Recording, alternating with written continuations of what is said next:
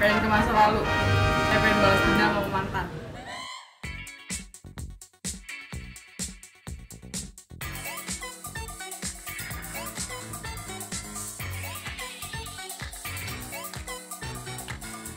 Kita lagi nih bagi Cak untuk hari ini yang untuk bisa kita obrolkan sepanjang perjalanan kita ini.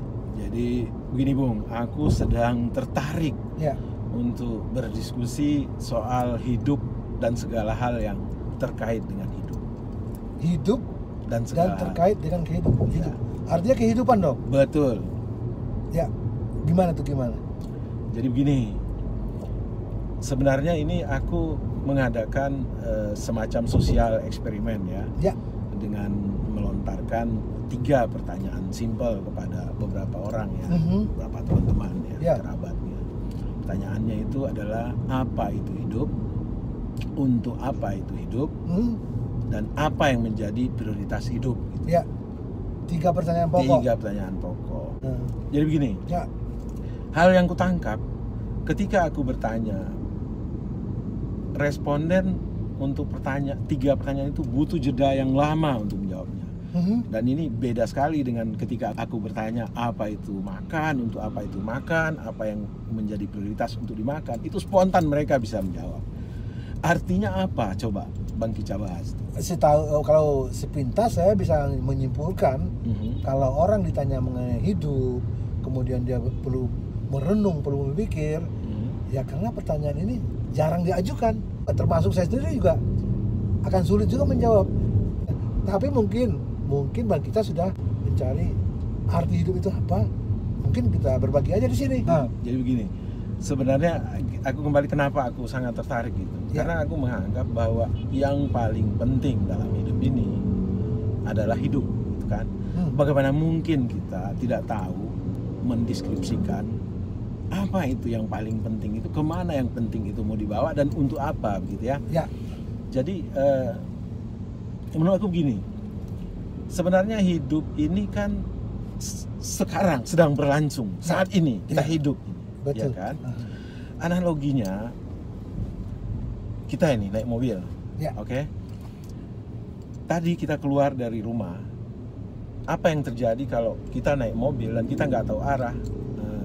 Bung Jela langsung Tidak mau kira-kira apa? tujuan, ya? Nyasar apa enggak? Oh iya pasti. Penuh kebingungan apa enggak? Pasti akan nyasar kemana-mana dan tidak ada tujuan yang akan Betul. dicapai. Nah ini soal hidup Bang Jela. Soal hidup Bang Jela. Soal kendaraan aja, kita menuju satu tempat yang kita nggak tahu, kita udah di jalan, itu Ya. aja kita kebingungan luar biasa. Oke. Bagaimana dengan soal hidup? Gitu? Berarti kita sudah bisa menganalogikannya. Ya, Analogikan hidup ini seperti apa? Mungkin banyak analogi yang lain. Coba satu persatu kita coba melihat. Analogi pertama adalah kendaraan. Jadi Ya. kita sedang menunggangi kehidupan ini. Kita anggaplah kehidupan ini kendaraan betul. yang harus kita arahkan menuju kemana. Ya. Kemudian untuk menuju kemana itu kan kita butuh yang namanya tenaga atau energi atau bahan bakar kan gitu. Betul. Nah gini kira-kira bahan bakarnya apa ini kita dari kehidupan ini? Jadi begini, menurut aku gini lah, kehidupan itu ya pakai analogi kendaraan lagi ya, adalah kendaraan atau ya kendaraan biologis yang dianugerahkan kepada kita. Betul. Dengan bahan bakar usia. Oke? Ya. Tentu akan sangat tidak rasional, tidak waras kalau kita nggak tahu kendaraan ini kita mau arahkan kemana. Ya. Ya kan? Betul. Nah, adalah suatu kebodohan atau suatu kesia-siaan kalau kita menjalaninya tanpa arah yang jelas. Ya. Betul? Betul. Nah, sekarang bagaimana itu supaya arahnya jelas? Kita harus memulai dari tujuan akhir. Apa yang menjadi tujuan akhir kita? Kalau kita keluar sekarang, tujuan kita mau ke restoran, mau makan, jelas tujuan akhir kita. Ya. Restoran apa? Ya restoran sana, ya kita menuju ke arah sana ya. Nah itu yang harus kita definisikan dalam hidup. Tapi dalam banyak hal, dari responden, meskipun dia butuh jeda, tapi dia mengeluarkan jawaban, itu sifatnya sangat abstrak. Ya, aku ingin sukses. Tujuannya ingin sukses. Aku ingin bahagia. Aku bahagia. Segala macam gitu. Jadi menurut aku itu juga sama. Oh, pokoknya kita keluar dulu, kita pengen ke lapangan. kita pengen ke pasar. Hmm. Akhirnya tetap aja kita nyasar kan.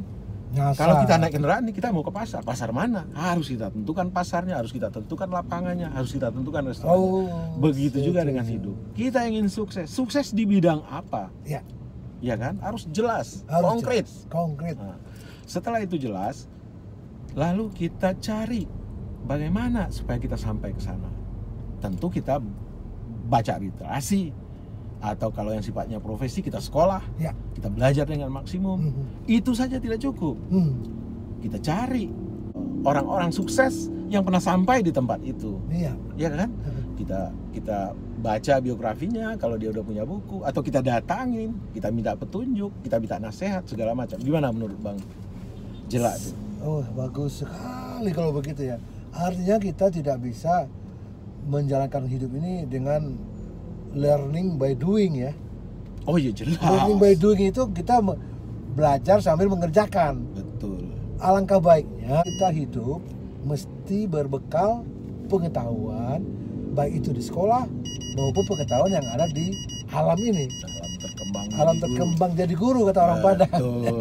Alam terkembang jadi guru artinya kita melihat di alam semesta ini apa yang bisa jadi pelajaran.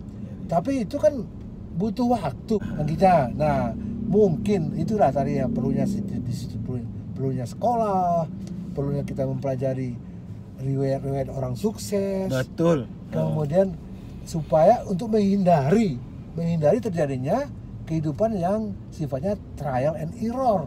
Ya. Atau mencoba-coba dan salah. Gimana, setuju Bang? Setuju sekali. Oke. Jadi artinya ya kita analogikan hidup itu berkendara. Ya. Hal pertama yang harus kita lakukan adalah menentukan tempat tujuan. Ya, kemana kendaraan hidup ini kita mau bawa. Betul. Ya kan? Tempat tujuan itu harus sekonkret mungkin, Ya. tidak abstrak. Kita ingin kaya dari mana? Berdagang atau apa? Ya. Kita ingin menjadi orang terkenal. Terkenal seperti apa? Mau jadi politisi, artis atau apa? Ya. Kita ingin menjadi ilmuwan atau profesi apa? Jelas. Jelas. Ya, itu satu. Tentukan tujuan sekonkret mungkin. Sekonkret dan senyata mungkin. Bukan abstrak. Iya. Ya, Yang kedua, petakan jalan menuju ke sana. Ya. Artinya petakan jalan menuju ke sana itu kalau sifatnya profesi harus melalui pendidikan formal, kita ikuti dan kita belajar secara maksimum. Itu saja tidak cukup. Kita juga berguru kepada orang-orang yang pernah sampai di tempat yang kita tuju, ya kan? Saya setuju sekali. Dan nomor 3, kita harus evaluasi secara terus-menerus langkah-langkah kita ini. Karena apa? Meskipun kita punya literasi, meskipun kita telah bertanya kepada orang-orang yang pernah sampai di tempat itu, yang namanya alam ini kan sifatnya tidak tetap, tidak konstan. Tetap ada variabel-variabel baru dan kita butuh penyesuaian-penyesuaian untuk akselerasinya supaya cepat. Oke, berarti ada evaluasi dan pengkajian secara terus-menerus. Pengkajian, kalau orang-orang sekarang bilangnya kaji ulang ya. Kaji ulang lagi apa yang sudah kita kerjakan. Ya, kalau dulu itu ibaratnya orang-orang zaman dahulu ya tuh yang misalnya dia menggergaji suatu pohon di hutan ya. Kalau dia terus-terus menggergaji kan itu lama-lama kan gergajinya tumpul. Betul. Sehingga dia perlu berhenti sejenak, dia asah lagi tuh gergaji sehingga kecepatan memotong kayunya makin cepat. Ini analogi yang sederhana aja. Ya. Tentu saja di alam di alam kehidupan yang complicated ini tetap diperlukan suatu evaluasi dan analisa. Betul. Begitu kan? Betul. Jadi maksudnya kita jeda sejenak ya untuk mengevaluasi, untuk mengkaji, ya kan, apa yang harus kalau analogi gergaji dia asah dulu dan segala macam. Gitu. Iya. Dan satu hal lagi, kita harus istiqomah. Jadi kalau kita udah menentukan tujuan akhir, kita harus konsisten di tujuan itu. Jangan pernah kita mengganti etape untuk tujuan lain. Karena apa? Durasi bahan bakar kita sangat terbatas. Ya kan? Sangat terbatas. Untuk satu tujuan saja belum tentu kita sampai. Tapi kalau kita istiqomah, konsisten dengan tujuan, minimal kita udah dapat satu. Andai kata nggak sampai, kita bahagia luar biasa dalam menjalaninya. Bagaimana, Bu? Oh iya, oke. Jadi kembali dulu sebentar ke evaluasi dan analisa tadi.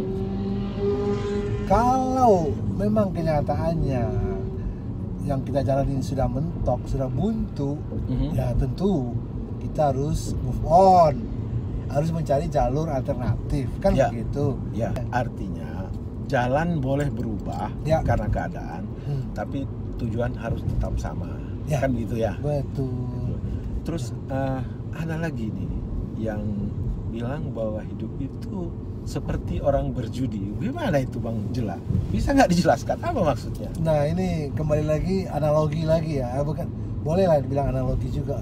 Kita tahu kan perjudian itu sedang bertaruh di suatu tempat. Nah ini kita sekarang ini dalam kehidupan ini ya sama dengan itu, bahwa kita sedang bertarung atau bertaruh di dalam perjalanan hidup ini dengan modal kita, taruhan kita, semuanya. Apa yang ada di kita, aset kita, kemampuan kita, kemauan kita taruhkan di meja itu. Tentu saja karena ini sifatnya pertaruhan, kita tentu mengharapkan suatu kemenangan. Menurut aku ya memang hidup ini pertaruhan, harta, jabatan, nama besar, harga diri, ya kan, anak.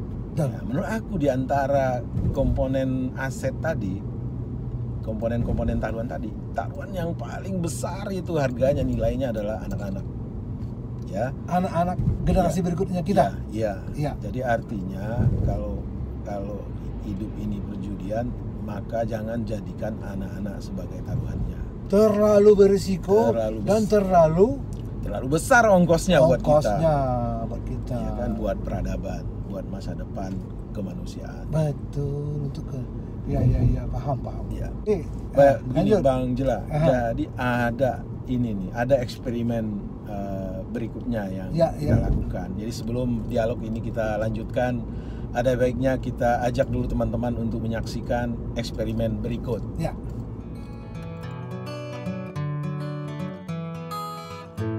Ada mesin waktu, pertama pengen banget ke masa lalu. Kalau bisa ke masa lalu tuh banyak pilihan-pilihan hidup yang aku pengen coba ambil pilihannya berbeda. Mau lihat gimana sih hasil akhirnya, apakah tetap sama atau enggak, atau apakah akan tetap berakhir di sini jadi kayak sekarang ini, atau mungkin jadi orang lain gitu. Pas dari berbagai macam halnya, ada beberapa kesempatan yang aku lewatkan dan aku sedikit nyayangin sih kenapa melewatkan kesempatan-kesempatan. Saya bakal ke masa lalu, saya bakal jawab iya waktu Marissa Nasution nembak saya. Ingin ke masa depan, dan jika aku tahu masa depan aku kurang bagus, aku akan balik ke masa sekarang ini dan meningkatkannya lagi. Ke masa lalu. Kenapa? Saya pengen balas dendam sama mantan. Ke masa depan, mau membahagiain orang tua. Ke masa depan, untuk menggapai cita-cita aku, yaitu punya perusahaan. Sekarang saya mau nanya Bang Kica nih, apa komentar Bang Kica tentang eksperimen yang kita tanyakan kepada responden kita dengan rentang umur yang berbeda soal jika ada mesin waktu dan Anda diberi kesempatan satu kali untuk menggunakannya, apa yang Anda akan lakukan? Coba. Oke, kita lihat komentar-komentar yang muncul. Jawabannya beragam. Tapi satu hal, mungkin benang merah yang bisa kita tarik, yang tua-tua ini mengarahkan sekali untuk kembali ke masa lalu. Oke. Karena apa? Karena dia menganggap ada yang gagal dilakukan di masa lalu, ingin diperbaiki. Oh, begitu ya. Tapi kalau yang namanya anak-anak perjalanan hidupnya masih panjang, kita melihat bahwa mereka cenderung untuk melakukan perjalanan ke masa depan. Setidaknya itu menunjukkan ada optimisme. Ada optimisme. Ada harapan. Betul ya kan? sekali. Dan ada sedikit memori di belakang yang tidak mengganggu dia. Gitu. Ya. Tapi aku menarik kesimpulan begini, Bang Kica. Dari semua responden itu tidak satu pun yang tidak menjawab atau tidak menggunakan mesin waktu. Artinya apa? Mau orang muda, mau orang tua, itu dia merasa hidupnya tidak sempurna gitu. Dan Oh. itu benar, itu tidak ada kehidupan yang sempurna gitu. Ya. Karena kalau sempurna dia tidak akan gunakan mesin waktu. Kesimpulannya Mhm.